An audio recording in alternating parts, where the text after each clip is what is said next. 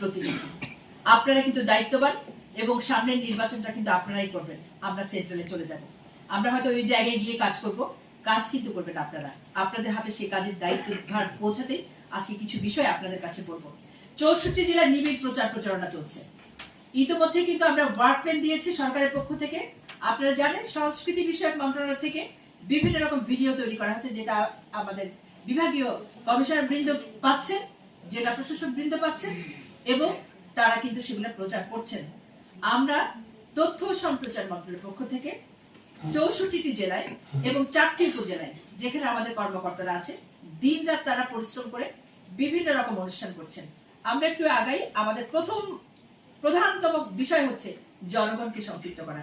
আমরা হয়তো একটা নির্বাচনের কথা কিন্তু জানি, নির্বাচন কিভাবে করতে হয়, কিন্তু এই নির্বাচন কিন্তু গত 15 বছর কিংবা তার আগের নির্বাচনের মতো নয়।